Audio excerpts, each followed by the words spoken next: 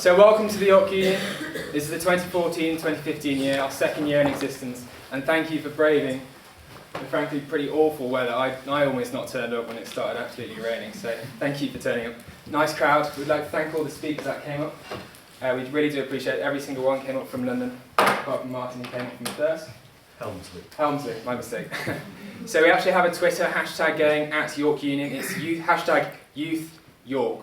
So if you want to get involved in the debate, Lisa, the chair tonight, she'll sort of read out your tweets if they're interesting, and you can even pose questions to the panel, and they'll discuss and debate and have a go at each other if it's good. Thank you for the donations. We are a not-for-profit business. We're not supported this year in any way.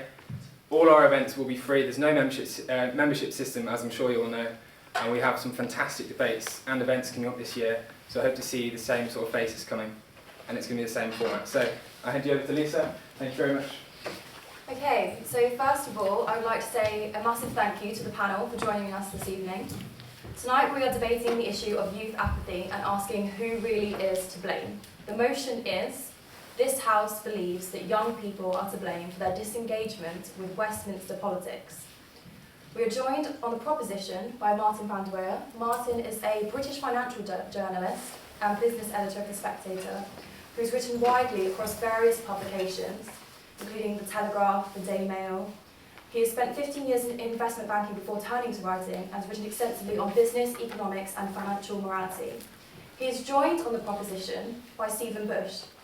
Stephen studied history at the University of Oxford. He is assistant comment editor at The Telegraph and is the man behind The Telegraph's morning briefing, one of the most widely read politics briefing emails in Westminster, and he is a rising star of political journalism.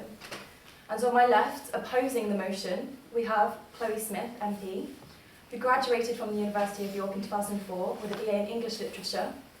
She's former Economic Secretary to the Treasury and current MP for Norwich North, which she has held since 2009.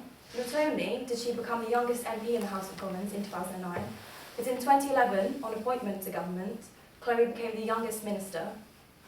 She's a hard-working MP who fights for her constituency. She is joined on the opposition by Will Brett. Will has had a very interesting career, spanning politics, journalism and policy research. He's worked on a number of national magazines, from The New Statesman to The Week, and he's worked as a parliamentary researcher. He is currently head of media at the Electoral Reform Society. So just to go over how tonight's event will run, each speaker will have 7 minutes. We'll start, obviously, with the proposition. At 6 minutes, I will bang on the table once to show that you have 1 minute left to speak. And then at 7 minutes, I will keep banging until you sit down. The current vote stands at the yeses for 22. So 22 of you believe that young people are to blame for their disengagement with Westminster politics. And we have 69 saying no to the motion, and 9 abstentions. So the winner of tonight's event will be that which changes the most minds, and we hope you will vote on the quality of the arguments made here tonight, and not on your personal preference. As Callum has said, we are on Twitter, so please join us with the hashtag YouthYork, and I will read out a question from here tonight, so it's worth it. So I'd like to invite Martin Vander Weyer of the proposition to go first. Thank you very much, Madam Chairman. I'll do a sort of Miliband walkabout thing here. Very nice to be back here. Thank you very much for inviting me back. Last time I came, I had the almost impossible task with a student audience of defending Thatcherism. But we won. We swung the vote our way, and I'm quite convinced we shall do that again this evening. Though I don't like blame. Let me say that first. I don't like the whole blame culture. So the word blame is tricky in this motion. But I'm afraid to say I'm really on your side. I can see there are some mature students here, but I'm really talking to the youth in the audience, and I want to assure you I'm totally, with you. I'm on your side. I'm here to give you some avuncular kind of advice this evening. And the advice I want to give you is that life is not some sort of free download. It's not a free pizza delivered direct to the couch on which you're lying with a hangover watching the final of the Great British Bake Off. Life is a bit of a struggle. What you put into life, you get out of it, and sometimes more. But if you get very little out of life, if you think of yourself just as some kind of passive consumer, or even worse in the modern world, as some sort of permanent victim of a kind of giant conspiracy by governments and wicked corporations and older people to keep you down and not listen to you and make you more disadvantaged than they were, and so on. All of that largely is rubbish, I'm afraid, and you need to shake it off before you launch into your careers when you leave this fine university. You need to think positive, you need to get engaged, you need to not stack up lazy reasons not to be engaged. What do I mean by that? Well, what arguments will we hear from my opponents this evening? Undoubtedly, we might hear, though it's rather hard for Chloe to make this point, I must say that Westminster politicians are en masse, middle-aged, boring, sleazy, self-interested, out of touch with youth, bickering inside their own little political bubble and all of that. It's really not true. It's actually quite a diverse group. Here was the baby of the house, I believe. An example of the diversity of the political group. It's just like any other cross-section of people. There were some bad ones. There was a shakeout in the expenses scandal. That doesn't tarnish the whole political class. Mostly they are people doing their best for their communities and then on a larger scale for the nation.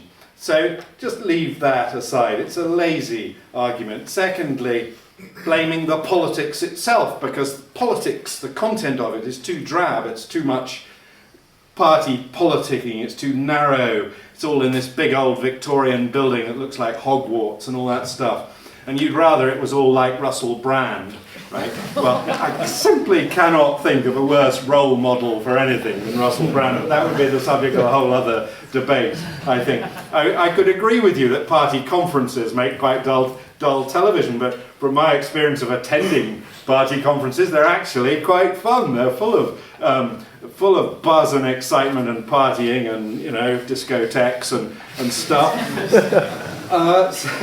So don't judge politics by party conference speeches, which are pretty awful. And anyway, politics, the content of it is not drab and it's not irrelevant. It's big stuff. It's about should we send troops to Iraq and Syria? Should we build nuclear power stations? How do we protect the nation against Ebola? How do we improve the school system? How do we maintain the NHS and fulfill all its promises? These are huge and important and difficult things that have to be carefully and very democratically dealt with. And they're interesting. They affect your life. They're massive things in your future life and in your life now. And the information about them is all available to you. You can't claim you don't know about it. It's all there. It's coming through your mobile devices as we speak. You don't even have to subscribe to The Spectator and read long articles by me. It's kind of, you know, the news is all around you these days. So you can't possibly say, oh, it's another world, I don't know about it. Just get to know about it. Take it seriously. Give some respect to the people who have to shoulder the burden of those decisions. And consider that maybe you're disengaged, you think it's all boring, because actually your life's relatively comfortable. You've got lots of freedoms, you've got lots of choices, your democratic rights are so strongly established that you don't even need to bother to exercise them. And then compare yourself to all those kids, all those students in Hong Kong, in the streets in Hong Kong, in what may prove in the end to have been rather a futile demonstration. The Chinese government's not going to give way to them. But those are young people engaging with politics with a sincere, burning wish to have more democratic rights and exercise them. Think of people of your age in Egypt or Syria, in the Palestinian territories, in Israel, right across the Middle East.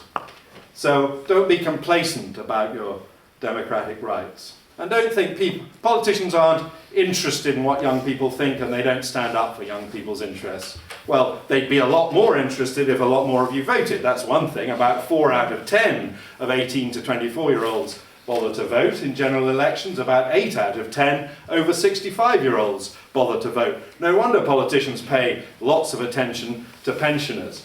But don't think they're not paying attention to what you need too. Who pays for this magnificent university? Look at all the intensity of debate about education and so on. So it's a myth to say politicians don't care about young people. Of course they do, and you should care a little bit about them. Another good argument, perhaps, from the other side is it's much more fun to do single-issue politics. Party politics is somehow tedious, bourgeois, thing of the past. Well, single issues are really exciting. So climate change, gay marriage, anti-fracking, that's hot around here at the moment. Well, I'm not against that. Actually, I think that's good. I think everyone should find their way into the world of public debate through the thing that interests them most. I think also there are many other ways of being... Was that you tapping on the thing? It was. Sorry. You can become an active citizen in lots of ways. And that's a good thing. Everybody should do that. And when you become an active citizen, you discover that politics matters to the cause that matters to you, and therefore you need to know about, be involved, exercise your vote. And at the minimum level, just going out to vote is not a hardship. You could say, why can't I vote through Facebook? That would be so much easier. Well, okay, one of these days you will be able to. But all... So I say, it's in your hands. Get engaged. Thank you very much.